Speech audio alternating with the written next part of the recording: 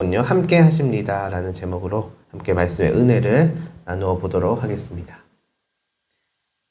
네, 여러분 임마누엘이라고 하는 말 아시나요? 할렐루야 라는 말은 아십니까? 여호와를 찬양하라 라는 말이죠. 아멘은 아시나요? 네, 그렇게 될 줄로 믿습니다 라는 게 아멘이죠. 네, 그렇다면 임마누엘은 무슨 뜻일까요?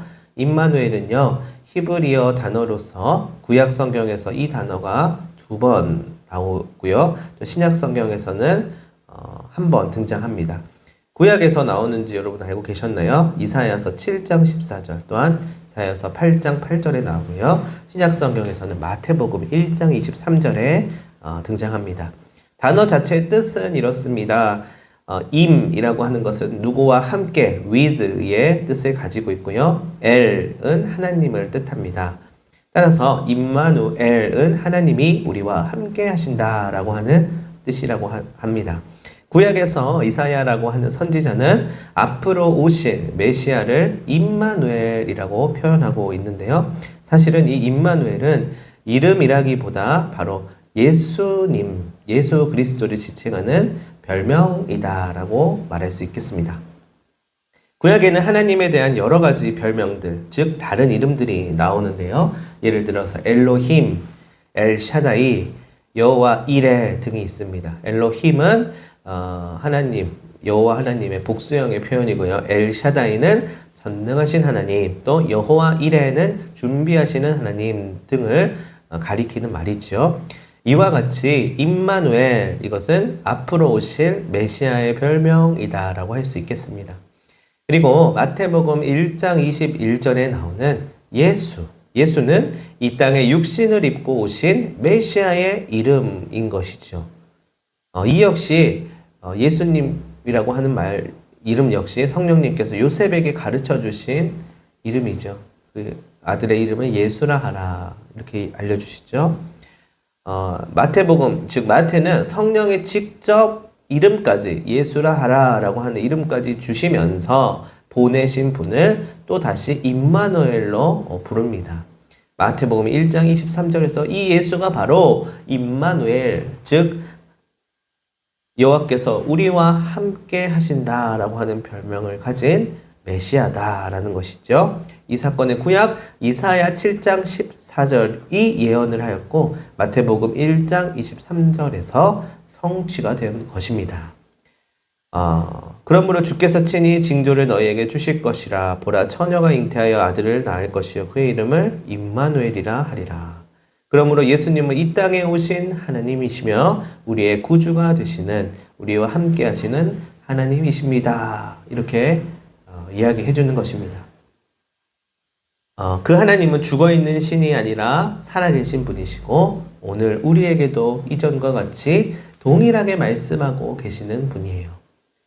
오늘날 이단들, 사이비들이 우리나라에도 많이 있어요. 그래서 그들이 스스로는 예수 재림한 예수라고 말하기도 하죠. 제가 어렸을 때는 우리나라에 40몇 명 정도의 예수가 있다고 했는데 지금은 훨씬 더 많아졌겠죠. 50명 넘어서 60명이 된지 정확히는 모르겠지만 저마다 자기가 메시아라고 이야기하고 있는 그런 혼란스러운 시대를 지나고 있는데요. 성경에서 증언하고 있는 이 메시아는 단 한 분입니다. 예수 그리스도, 바로 하나님께서 우리를 위하여서 보내주신 분이시죠. 우리는 성경 첫 번째 장을 폈을 때 하나님을 보게 됩니다. 빛을 창조하시고 궁창을 만드시고 땅과 해와 별과 그리고 물고기와 동물을 만드신 창조주 하나님을 만나게 되죠. 그리고 구약의 수많은 삶의 현장 가운데 작고 연약한 민족 이스라엘 백성들과 함께 하시는 하나님을 보게 됩니다.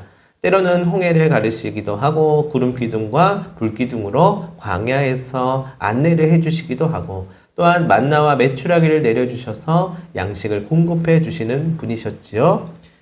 그렇게 함께 하신 이유가 있었는데요. 그것은 바로 하나님의 형상대로 지으신 우리들을 매우 사랑하시기 때문이었습니다. 허나 이러한 역사 가운데에서 인간은 언제나 방황을 하고 때로는 오해를 하고 때로는 하나님을 대적하기도 하면서 하나님의 사랑을 저버리고 은혜를 잃어버려요. 또한 스스로가 하나님이 되고자 하는 죄를 끊임없이 저질러 왔습니다. 그럼에도 불구하고 하나님께서는 하나님의 방법으로 우리를 돌이키시고요. 다시금 온전히 그분의 섭리 가운데 인도하셨습니다. 바로 하나님의 속성이신 그 사랑, 태초에 우리를 창조하신 이유와도 같이 여전히 사랑의 길로 인도하셨습니다. 그래서 결국 하나님의 독생자 예수, 하나님 자체이신 분이 이 땅으로 직접 내려오셔서 죄로부터의 속박을 풀어주시고요. 사망이라고 하는 불멸의 과제를 이기셨고요. 구원이라고 하는 선물을 우리에게 주신 것입니다. 자, 여기까지는 어쩌면 익히 들어왔었던 우리 내용이고 또한 믿음으로 고백하고자 하는 우리의 신앙일 것입니다. 자, 그런데 오늘날 우리가 살아가고 있는 이 삶 속에서 과연 이 하나님은 어디에서 나타나고 계시고 우리에게 보이시고 경험되는 것일까요? 익히 알고 있었고 또한 설교나 성경 말씀을 통해서 알 수 있는 어디선가 많이 들었던 이야기가 아니라 바로 나의 삶 속에서 경험되어지는 하나님을 여러분은 이야기하실 수 있으신가요? 하나님이 우리와 함께 하신다라고 하는 이 임마누엘의 하나님이 2026년 우리의 삶의 현장에 다가오고 있느냐 하는 말입니다. 성경을 보면 삶의 현장 가운데에서 하나님을 경험하였던 수많은 증인들이 나오게 됩니다. 그들은 성인이나 특별한 경지에 이른 그런 도달한 사람이 아니었고요. 그저 평범한 우리와 같은 일상생활을 하는 사람들이었습니다. 여러분 길 지나가다가 여러분 도를 아십니까? 도민남이라고 하나요? 도민남, 도민녀. 도를 아십니까?를 물어보는 남자, 여자 이런 또 줄임말도 있잖아요. 길거리를 지나갈 때 이따금 만나게 되는 어떤 사람들이 이렇게 말하면서 얼굴을 보니 덕이 참 많으신 것 같습니다 라고 하면서 너스레를 떨기도 하죠. 그러나 우리는 똑같이 밥때가 되면 여러분 배꼽시계가 울리고 늦은 밤이면 졸음이 오고 여름엔 더위를 느끼고 겨울엔 추위를 느끼는 그저 평범한 사람일 뿐이에요. 조상한테 덕을 더 쌓아야 됩니다. 그래서 내가 더 덕을 많이 받고 특별해지는 것이 아니라 우리는 그냥 다 평범한 사람이에요. 도가 되었든 덕이 되었든 제 아무리 대단한 사람이라고 하더라도 그 또한 사람일 뿐이기에 우리네 삶의 현장과 같은 삶을 살아갈 수밖에 없다는 것이에요. 같은 삶이에요.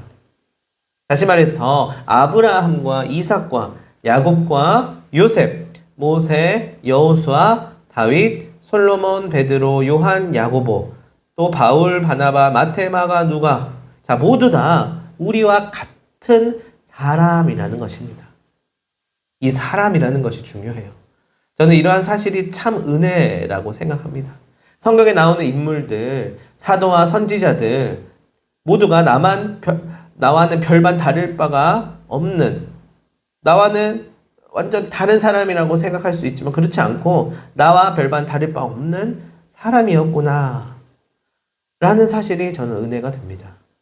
그렇지만 그들이 이렇게 성경 속에서 우리에게 귀감이 되는 이유는 그들이 바로 믿음을 선택한 사람들이었기 때문이겠지요.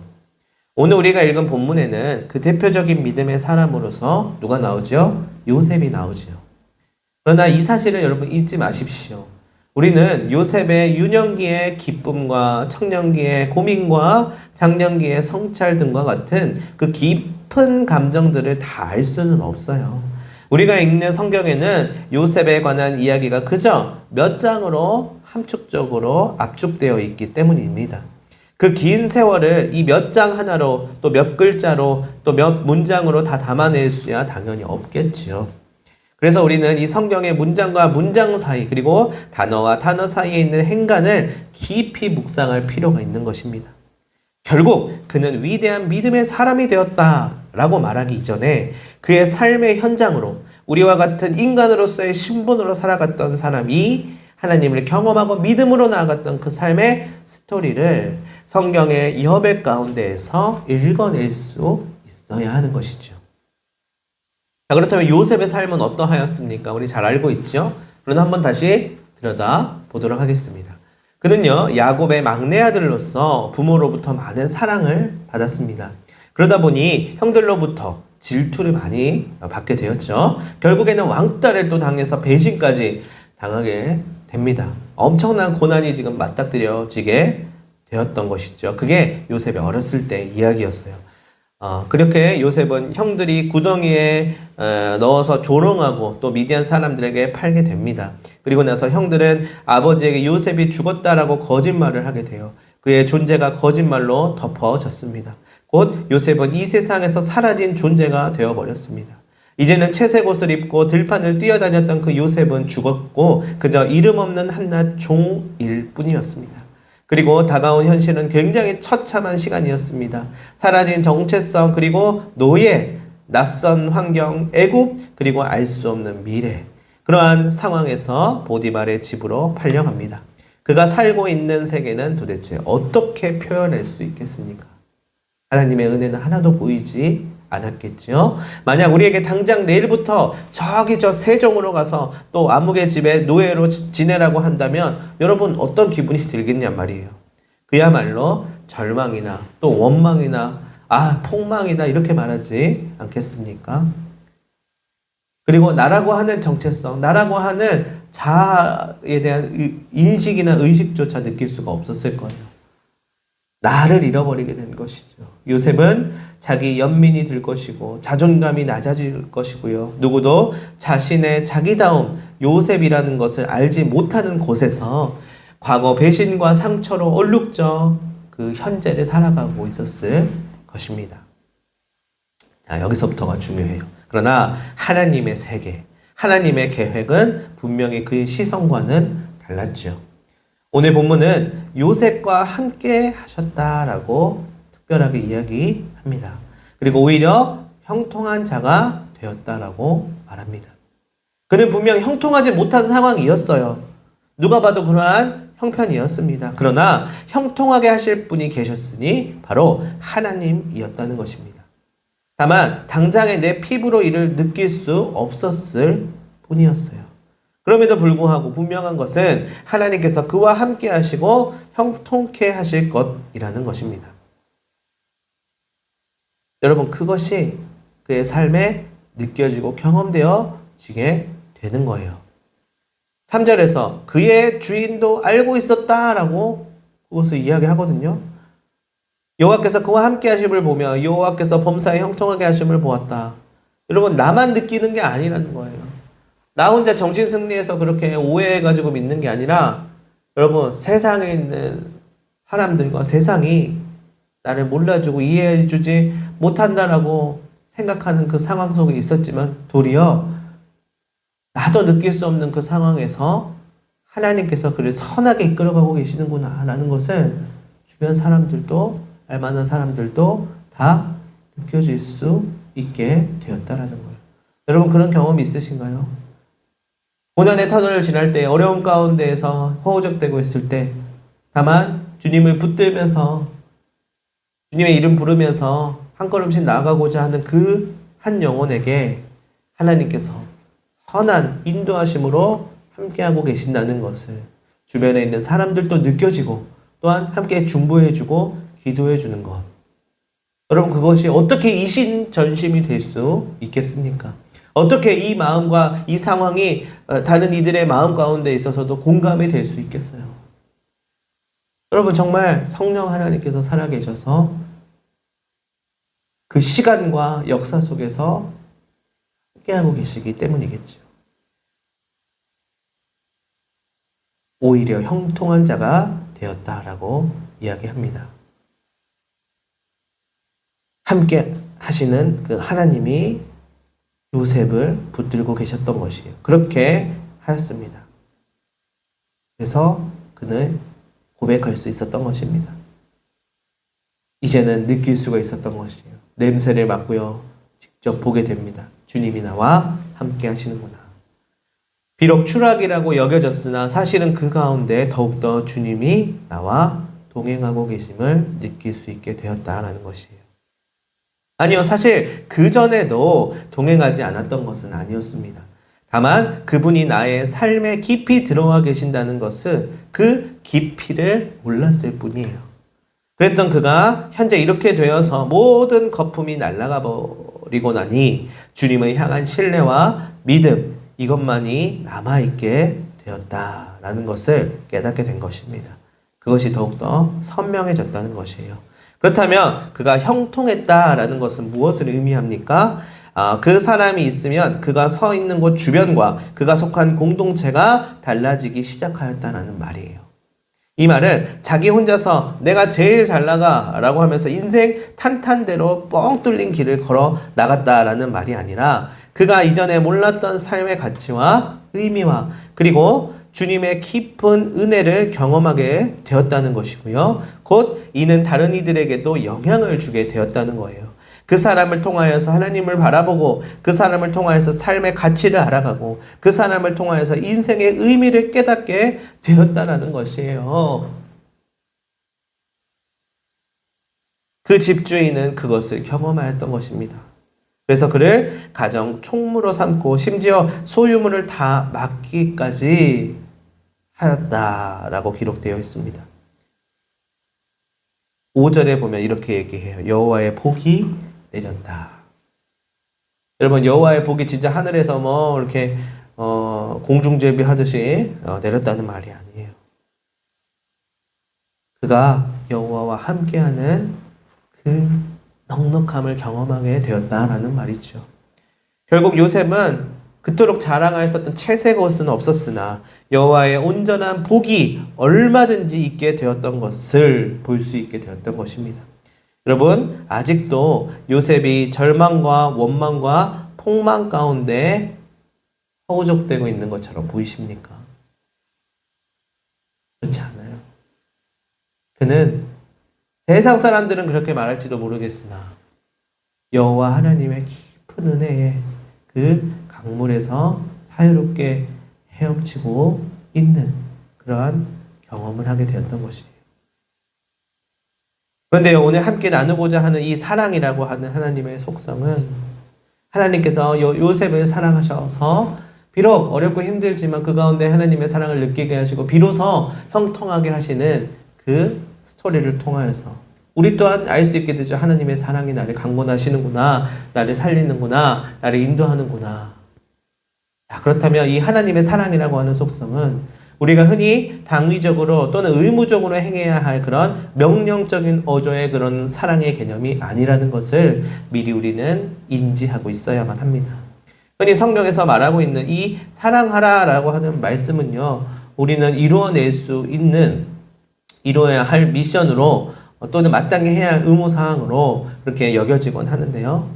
물론 그것이 나쁘다는 것은 아닙니다만은, 허나 하나님이 가지고 계신 그 사랑이라고 하는 것은 누군가로부터 꼭 행해져야 하는 율법적인 그런 의미가 아니라요. 하나님 또한 누군가를 사랑해야만 하는 그런 정언 명령적인 그런 의미의 하나님이 아니라요. 그것은 하나님의 자유하신 활동에 의한 사랑이라고 하는 것을 기억해야 합니다. 우리에게 하나님과 같은 그 마음을, 그 은혜를 누릴 수 있는 것은 자유함 가운데 있기 때문이에요. 무슨 말이냐면 하나님의 사랑을 경험하고 그 은혜 가운데 누리는 자들도요, 해야 할 몫이 있으니 바로 하나님을 향하여서 나의 자유를 가지고 나아가는 반응이 필요하단 말입니다. 하나님의 역사가 일어나기 위해서는 두 가지가 필요하죠. 하나님의 역사식, 하나님의 열심과 인간의 반응이 필요해요. 그래야 이것이 만나서 역사가 일어나게 되는 것입니다. 우리가 해야 되는 반응이 무엇인가요? 하나님 사랑합니다. 아우 감사합니다. 그냥 입술로만 고백하는 것이 아니에요. 정말 하나님의 은혜를 경험한 자로서 주님 앞에 나아가고 세상 가운데 나아가고 사람들 가운데 나아가는 것입니다. 그리고 그 받은 은혜를 고백하고 삶을 통하여 증거하는 것입니다. 그것은 정언 명령적인 누군가가 시켜서 해야만 하는 그런 건 아니에요.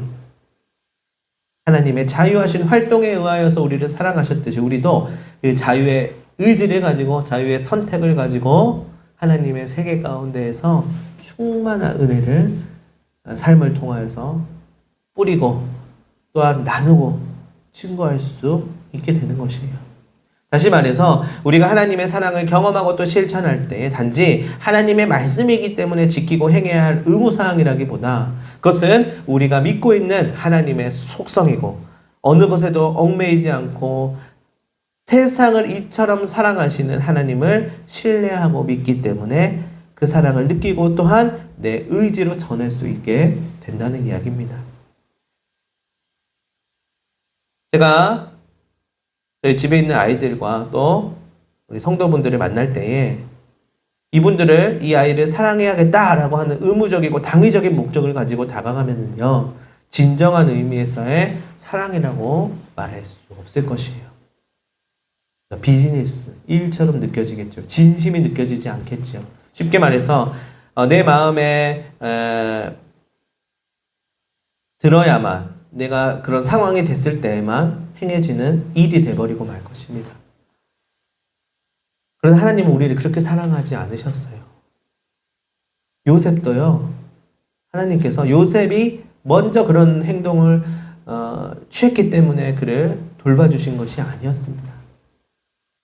하나님의 자유하신 그 사랑으로 우리를 돌봐주셨을 때에 요셉 또한 주님과 같이 그 자유로운 선택을 가지고 나 이제 사랑받았으니까 이제 내 마음대로 더 자유롭게 살아보자가 아니라 그 자유를 주님께 사용하고 주님께서 증거하게 하신 복음의 삶을 통하여서 말할 수 있게 되었다는 것이에요.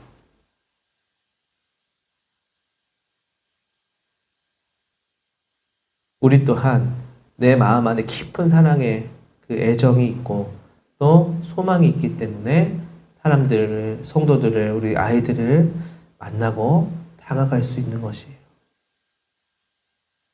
그저 의무적으로가 아니라 또 어떤 생각을 통하여서 생각을 실천하기 위한 그런 내 마음 편하기 위한 그런 행위가 아니라 단지 큰 이유는 없을지도 몰라요. 그래서 자발적으로 발동된 진정 어린 사랑은 그 마음이 가는 것이잖아요. 우리 빛을 밝히는 교회의 핵심은 하나님의 마음을 품고 내가 그 마음을 삶을 통하여 증거하는 자로 서는 것, 그런 교회가 되는 것이 바로 라이트온 처치의 정신입니다. 사실 이러한 진정한 사랑이라고 하는 가치 누구나 경험하고 싶겠지만 모두가 다 이것을 경험했다라고 또 말할 수는 없을 수도 있어요. 왜냐하면 현실 속에서 참으로 그것을 느끼기가 어렵다라는 것을 우리는 경험하고 있기 때문이에요. 예를 들어서 오늘 본문에서처럼 요셉과 같은 상황이라고 생각해 보십시오. 요셉은 형들의 시기에 의해서 죽을 뻔하였다가 결국 애굽의 노예로 팔려나가게 됐죠. 그런데 거기서 엎친 데 덮친 격으로 보디발의 아내로부터 모함을 받게 되고 감옥에까지 가게 됩니다. 여러분, 이런 상황에서 요셉은 사랑의 하나님, 그분은 사랑이신 하나님이시고 나를 사랑해 주시는 분이시며 나에게 사랑하라고 말씀하시는 분이다. 여러분, 어떻게 이렇게 생각할 수 있겠냐 말이에요. 아니죠. 원망과 절망과 한숨과 슬픔에 온통 둘러싸여서 하나님 앞에 울부짖었을 것입니다. 우리에게 사랑하라고 말씀으로 명령하시는 하나님이시라면 본인도 언제나 어디서나 사랑의 하나님으로 우리에게 다가와야 하는 거 아니에요. 그런데 현실은 고난이 있고 어려움들이 참 많이 있는데요. 그렇지만 오늘 우리가 주의 깊게 여겨야 할 부분은 앞에서도 이야기했듯이 하나님께서는 당위적으로 의무적으로 우리를 사랑하시는 분이 아니라 그분의 자유하신 활동에 의해서 늘 사랑하고 있다는 것입니다. 다시 말해 하나님의 사랑이 단지 우리가 잘 되어가고 잘 풀리고 막힘없이 승승장구하는 곳에서만 느끼고 경험되는 것이 아니라 요셉과 같은 고난의 현장에서도 여전히 행해지고 있고 발견할 수 있음을 나누고 싶습니다.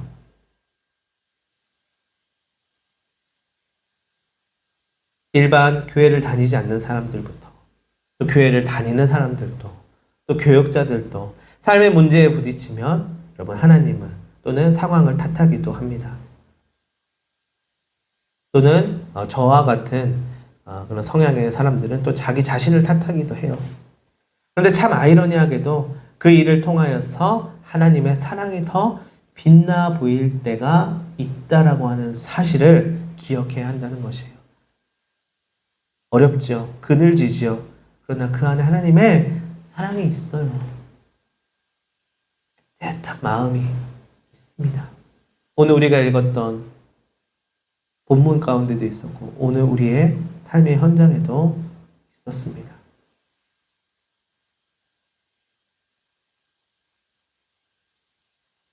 자, 우리 오늘 읽었던 본문을 다시 한번 읽어보겠습니다. 요셉은 끌려 이집트로 내려갔다. 파라오의 왕궁 관리 호위 대장으로 이집트 사람인 보디발이 요셉을 샀다. 그리로 데리고 내려온 이스마엘 사람들의 손에서 샀다.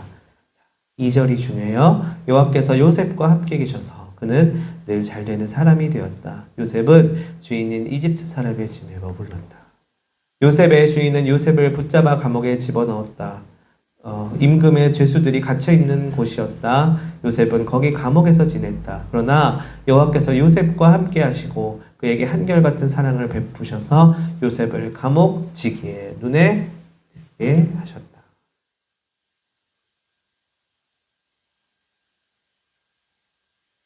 자, 이거를 우리가 평소에 자주 읽은 개역개정 성경으로 읽어드릴게요. 여호와께서 요셉과 함께 하심으로 그가 형통한 자가 되어 그의 주인 애굽 사람의 집에 있으니 여호와께서 요셉과 함께 하시고 그에게 인자를 더하사 간수장의 은혜를 받게 하시며 이 부분을 여러분 표준 세번역으로 보면은요 주께서 요셉과 함께 계셔서 앞길이 잘 열리도록 그를 돌보셨다. 21절 주께서 그와 함께 계시면서 돌보아 주시고 그를 한결같이 사랑하셔서 라고 이렇게 표현하고 있어요. 어쩌면 가장 바닥에 있을 때, 굴곡이 있을 때, 파란만장한 그때에 우리는 오히려 하나님의 사랑을 더 밝히 볼 수 있게 되는지도 모릅니다. 그 순간에도 늘 함께 하시고 한결같이 계시는 하나님께서는 다름 아닌 우리가 믿고 의지하는 하나님, 사랑의 하나님, 바로 여호와 하나님이십니다. 사랑하는 여러분들 이 말씀을 여러분 꼭 마음에 새기시길 바랍니다. 저를 포함하여서 우리가 생각하고 계획하고 뜻하고 있는 바가 당장에 이루어지지 않는다고 하여서 사랑의 하나님께서 일을 하시지 않고 가만히 지켜만 보고 계시는 것이 아님을 가장 연약해져 있고 어려움이 있을 때 오히려 그분의 인자하심을 더 깊이 경험할 수 있음을, 그리고 우리가 믿는 하나님이 바로 그런 분임을 늘 믿고 의지하시기를 소망합니다. 다윗이 시편 136편의 매 끝절마다 26번이나 반복하는 표현이 있죠. 바로 그 인자하심이 영원함이로다. 여호와께서 빛을 밝히는 모든 성도분들 한 명 한 명 공동체 그 교회들 위해 늘 함께 하시리로다. 그 인자하심이 영원함이로다. 여러분, 이 사실 함께 하십니다. 이 사실을 붙들고 6월 한 달 하나님 앞에 나아가고 세상 가운데 나아가실 수 있게 되시기를 간절히 소망합니다. 기도하겠습니다. 하나님, 오늘 주신 말씀의 은혜를 또한 그 깨달음을 돌아보며 이 말씀이 내게 잘 새겨지게 하여 주시옵소서. 또한 오늘 우리가 시작하는 이 하루와 또 6월부터 시작될 앞으로의 날들 속에서도 성령의 은혜와 임재가 넘쳐나게 하시고 또 그 가운데서 비록 어렵고 힘들고 또한 절망적인 상황들도 있겠지만 그 가운데 오히려 주님을 의지함으로 인하여서 주님으로 승리하는 우리 모두가 될 수 있게 하여 주시옵소서. 감사하며 예수님의 이름으로 기도합니다. 아멘.